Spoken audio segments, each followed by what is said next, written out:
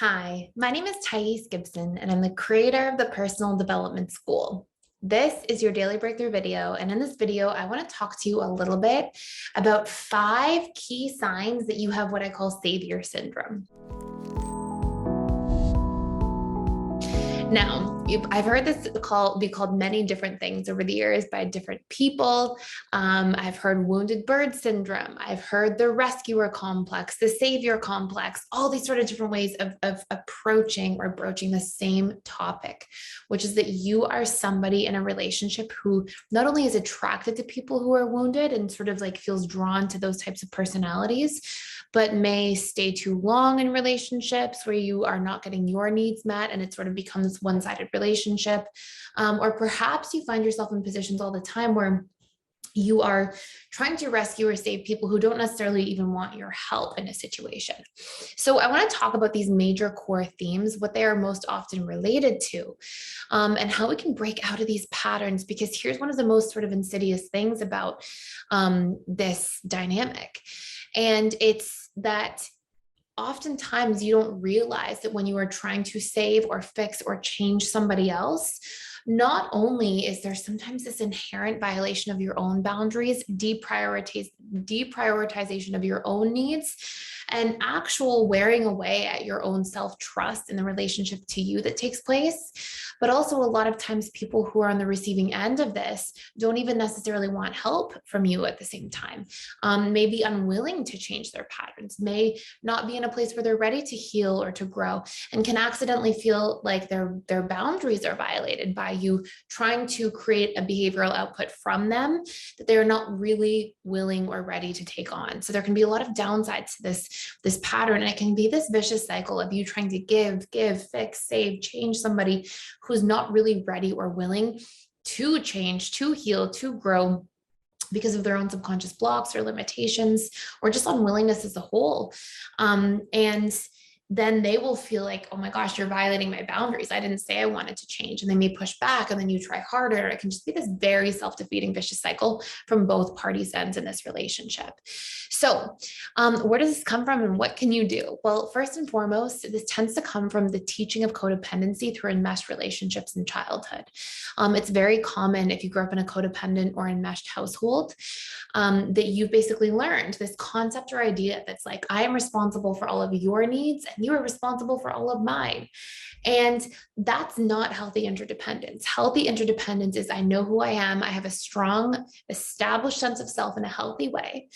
I know that I can meet my own needs and fill my own buckets halfway and have the benefit of getting needs met from you as well, and be willing to meet your needs as well. But I can't do your life for you, and you can't do my life for me. We have to take full personal responsibility and accountability for our own lives, and then we can support each other and be there for each other along the way. And that's healthy interdependency. And I will tell you that some of the most resentful and harmful relationships I would see with the most well-meaning, kind people would be codependent relationships. Because when we believe that we're responsible for everybody's emotions and vice versa, we also tend to get into dynamics or situations where we get really resentful when somebody doesn't meet our needs properly. We expect people to mind read. We have high expectations for other people, and low standards, ironically enough. And so there's all these sorts of dynamics that take place in codependent relationships that need to be addressed. And by the way, if you want to do a deep dive into codependency and like literally reprogramming and healing codependency at the subconscious level for good, and not attracting these codependent relationships, you can check out below the link to the 7-day free trial, and you can check our Overcoming Codependency and Enmeshment course. Number 2, if there's a lot of one-way emotional connection in childhood, when you meet somebody's needs, you essentially get conditioned to want to be the savior, because that's what you think emotional connection or connection to others is about. So let's just say, for example, that you had a parent who struggled with addiction. Let's pretend they had an alcohol abuse issue. And let's say that because that parent was so, caught up in their own patterns and pain points and addiction, and let's say the other parent was really unavailable.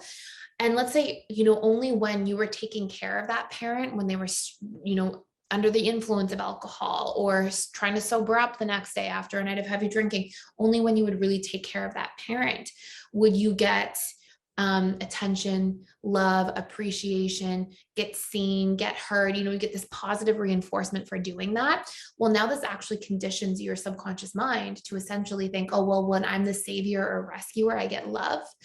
And so if you combine that with a core wound of I am unworthy, then that unworthiness produces this overcompensation where you try to rescue or save or overly caretake for other people because you think that that's the only way that you're lovable or worthy of love.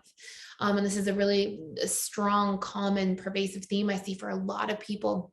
And again, it can be so challenging for the person in this boat because they want so badly to give love and rescue and save somebody else. But the entire time, it's their subconscious mind just seeking for love, connection, and safety, which they can actually get in the relationship to themselves first.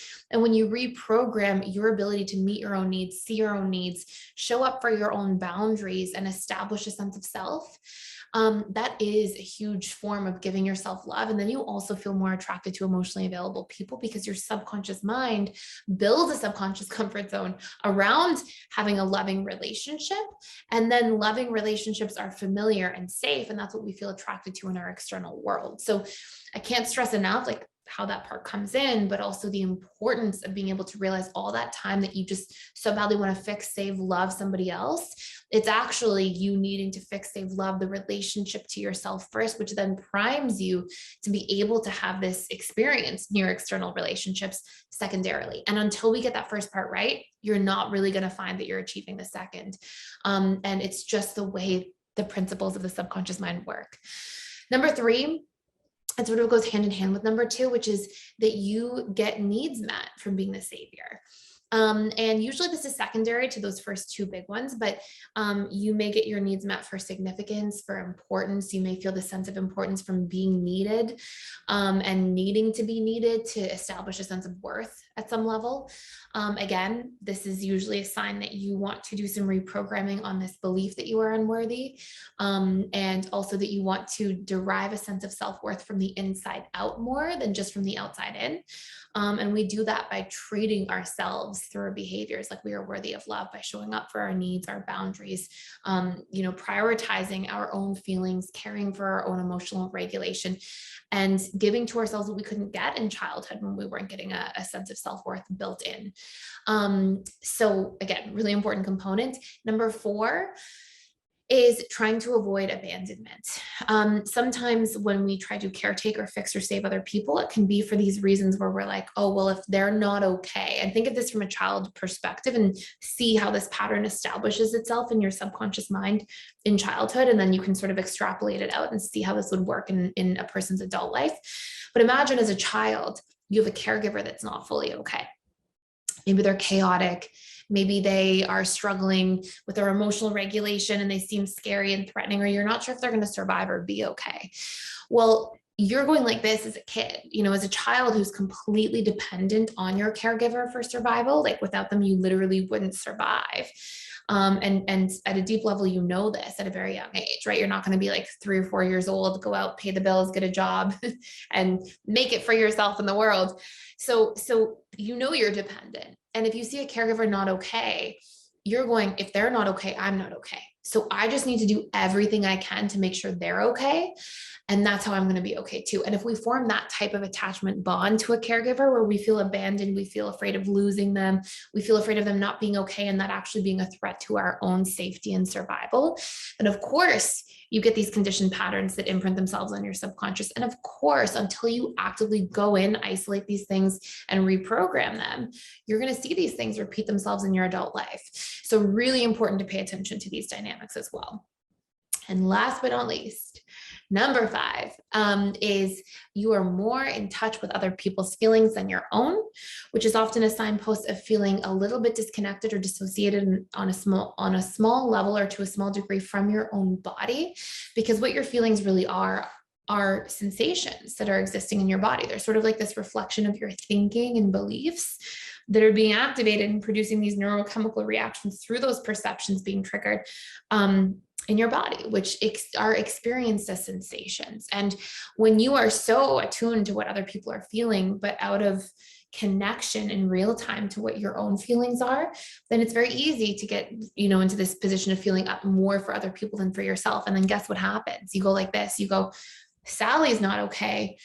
It feels really uncomfortable to know that Sally's not okay. So I need Sally to be okay. So I stop feeling these uncomfortable feelings on behalf of Sally, right? It's like if I know Sally's sad and then if I have this belief that says I'm responsible for how other people feel, which comes with that codependent pattern we talked about as number one, or if I'm just more in touch with what Sally feels than I feel, well, then guess what happens? I go into this position of going, I feel this uncomfortable feeling in my body when I see that Sally's not okay.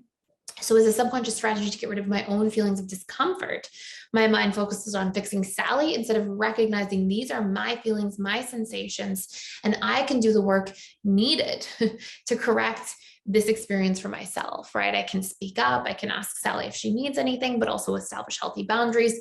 I can reprogram my beliefs about what are coming up or my thought patterns about what are coming up in relationship to Sally. But I can't do any of these things until I realize these are my feelings and sensations first. So these are 5 important things to pay attention to, to really tune into as well if you think you may have a little bit of this savior or rescuer syndrome. And if you want to do a deep dive into this stuff, a great course again is like Overcoming Codependency and Enmeshment. It will target these root causes and beliefs that we're carrying that says, oh, I am responsible for other people.